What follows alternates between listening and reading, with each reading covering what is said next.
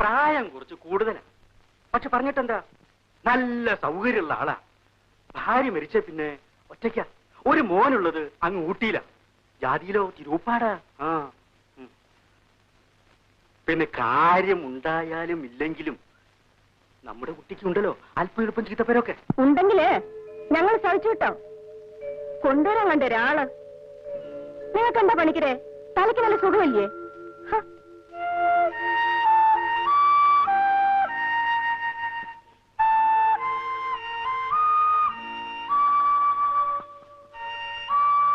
തിരുമുൽപ്പാടിന് വരാൻ പറയൂ, എനിക്കൊന്ന് കാണണം. വെറുതെ പെട്ടെന്ന് എന്തെങ്കിലും തോന്നിയിട്ട് ഞാൻ ആലോചിച്ചിട്ട് തന്നെയാ പറയുന്നത്. പണിക്കരേട്ടൻ ഞാൻ പറയുന്നത് കേട്ടാ മതി. ശരി, ഞാൻ കൊണ്ടുവരാം. പഠിപ്പ് പൂർത്തിയാക്കാൻ കഴിഞ്ഞില്ല അല്ലേ? ഇല്ല. ഒരു കുട്ടിയുള്ളോ? അതെ, അവൻ ഊട്ടിയില്ല. അവധിക്ക് മാത്രമേ ഇവിടെ വരൂ. ഇപ്പോൾ എത്ര വയസ്സായി? കുറച്ചായി. 50. അയ്യോ, ഞാൻ ചോദിച്ചതേ മകന്റെ പ്രായവാ. അതെയോ? അവനിപ്പോ 15 കഴിഞ്ഞു. ഓ, എന്നെക്കാൾ 5 വയസ്സ് എളുപ്പമേ ഉള്ളൂ. അതെ, യു ആർ ടു യങ്. ഞാൻ ഉദ്ദേശിച്ചത് യുസി, ഈ രണ്ടാം വിവാഹം എന്നത് വലിയൊരു പ്രോബ്ലം തന്നെ. വയസ്സൊക്കുമ്പം ആളൊക്കില്ല, ആളൊക്കുമ്പം വയസ്സൊക്കില്ല. അതെ അതെ, എനിക്കറിയാം. ഇവിടെ ഞങ്ങളുടെ ലക്ഷ്മി അടുത്തേക്കും ഇതേ പ്രോബ്ലം തന്നെയാ. അമ്മയ്ക്ക് എപ്പോഴും ആ വിചാരമേ ഉള്ളൂ. ഞാൻ കാണേണ്ടിയിരുന്നത് അവരെയായിരുന്നു. കുട്ടിയുടെ ഇപ്പറഞ്ഞ ലക്ഷ്മിയേട്ടത്തി ഇപ്പോൾ ഇവിടെ ഇല്ലേ? ഞാൻ ഇപ്പൊ വിളിച്ചോണ്ട് വരാം. ലക്ഷ്മിയെടുത്തി, ലക്ഷ്മിയെടുത്തി, വാ ലക്ഷ്മിയെടുത്തി. ഇല്ല, സാധ്യമല്ല. എന്താ കുട്ടി ഇത്? ദേ പറഞ്ഞേക്കാം, വെറുതെ എന്തെങ്കിലും പറഞ്ഞാൽ ഞാനാവും തിരുമുൽപ്പാട്ടിന്റെ ഭാര്യ. കല്യാണി ഒന്നും പറയണ്ട, ഞാൻ അറിഞ്ഞുകൊണ്ട് തന്നെ അയാളോട് വരാൻ പറഞ്ഞത്. വാ ലക്ഷ്മിയെടുത്തി, ഒന്ന് വരാൻ.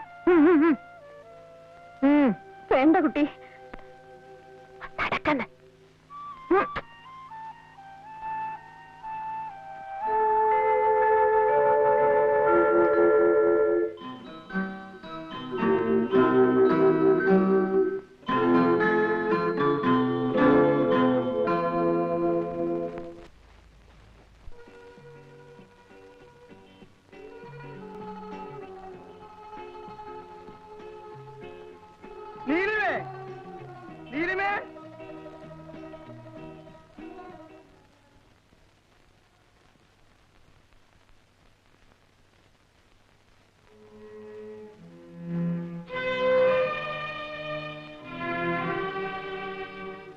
മോളെ നീലിമേ, നീലിമേ.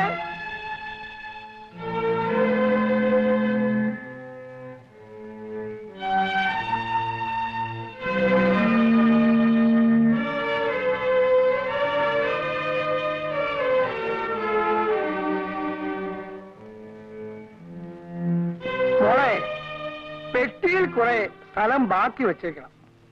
അച്ഛൻ കുറെ സ്വീറ്റ്സ് ഓർഡർ ചെയ്തിട്ടുണ്ട്. അടുത്ത വെക്കേഷൻ വരെ കഴിക്കാനുള്ള സ്വീറ്റ്സ് ഉണ്ട്. സൂക്ഷിച്ചു വയ്ക്കുമോ അതോ ഫ്രണ്ട്സിന് വാരി വാരി കൊടുക്കുമോ? പെട്ടിയ സ്ഥലം കാണില്ല. അയ്യോ, അച്ഛൻ വലിയ സ്വീറ്റ്സ് എല്ലാം എന്ത് ചെയ്യും? എനിക്കറിയില്ല.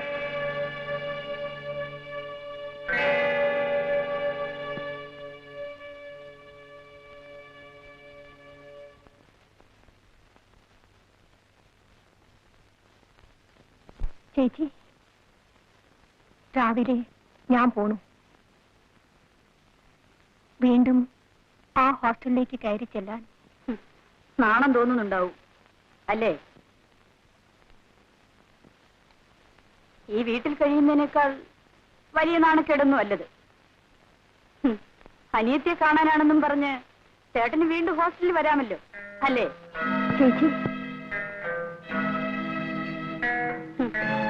ചേട്ടന് പുതിയ ഇരകളെ പിടിച്ചു കൊടുക്കാനുള്ള ഹോസ്റ്റൽ വാസം. മതി, അനാവശ്യം പറയരുത്. നേര് പറയുമ്പോൾ കേട്ട് നിൽക്കാൻ ഉശിരില്ല അല്ലേ? ശബ്ദിക്കരുത്. പേടിപ്പിക്കണം. ഒന്ന് പോ ചേട്ടാ. ചേച്ചി പോ പുറത്ത്. ചേച്ചി നിന്നോടാണ്.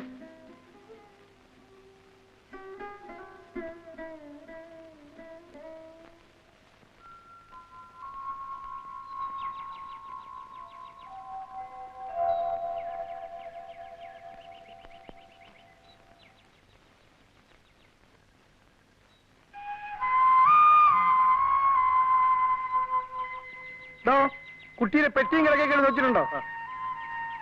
മോള് പോയച്ചോ. അച്ഛൻ രാത്രി ഫോൺ ചെയ്യാം.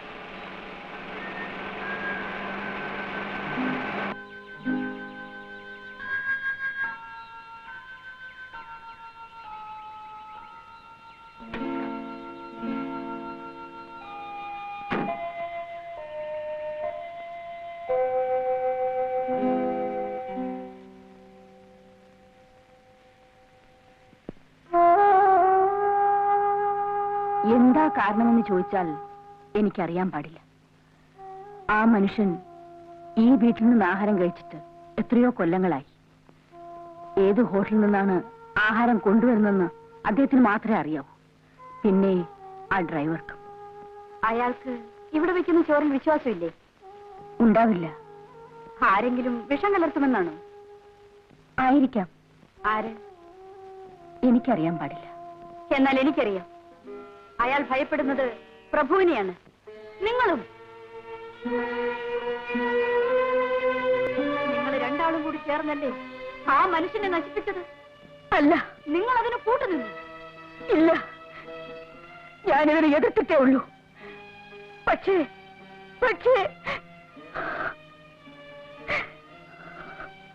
ഞാൻ നിസ്സഹായായിരുന്നു കുട്ടി.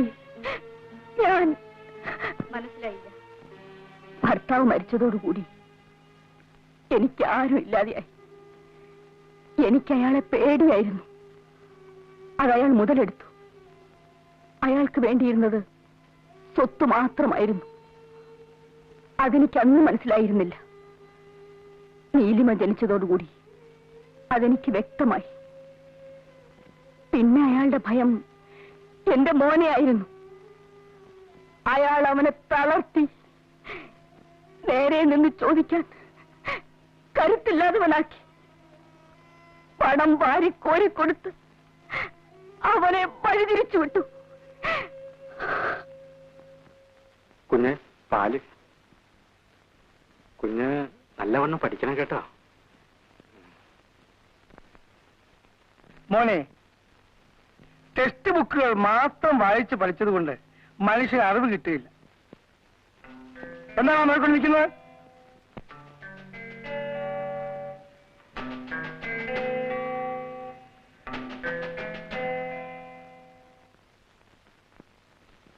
അങ്ങനെ എന്താടാ? ഈ കുഞ്ഞിനെയും നശിപ്പിക്കണം. വേണമടാ, ഇവൻ കൂടി നശിച്ചു കിട്ടണമെന്നുള്ളത് എന്റെ ഭാവിയിൽ ആവശ്യമാണ്. പലതിനും സാക്ഷി എന്നവനാണ് ഞാൻ. ബാക്കി കൂടി കാണാൻ. മതി നിന്റെ ഉപദേശം. നിങ്ങൾ പോകാ. ഇവനെ കൂടെ നശിപ്പിക്കണം. അല്ലെങ്കിൽ പിന്നെ ഇതേവരെ എന്റെ മോൻ എന്നോട് മിണ്ടിയിട്ടില്ല.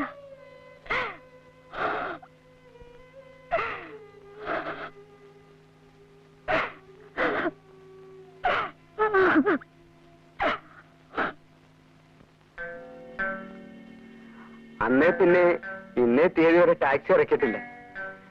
പിള്ളേരും കെട്ടിയോളും പട്ടിണിയും. നീ ധൈര്യമായി ടാക്സി ഇറക്കണം. അയ്യോ, പിടിച്ചാലോ? എല്ലാം ഒന്ന് പറഞ്ഞു കൊടുത്തേ കെട്ടണോ?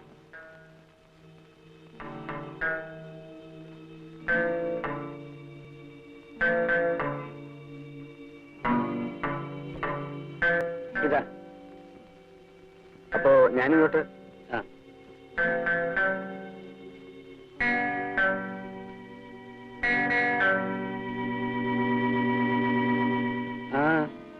എന്താ? ഒന്നുമില്ല. എവിടെയൊക്കെയുള്ള അബോർഷൻ ചെയ്ത് മരിക്കുന്നു. എവിടെയൊക്കെയുള്ള ടാക്സി ഡ്രൈവർമാര് അതും പറഞ്ഞ് ബ്ലാക്ക് മെയിൽ ചെയ്ത് പണം ഉണ്ടാക്കുന്നു. ലോകത്തെ കിടുകിട വിറപ്പിക്കുന്ന എന്റെ ഭർത്താവ് ഒരു ടാക്സിക്കാരന്റെ മുൻപിൽ ആലില് പോലെ നിന്ന് വിറയ്ക്കുന്നു. എനിക്കിതൊക്കെ കാണും.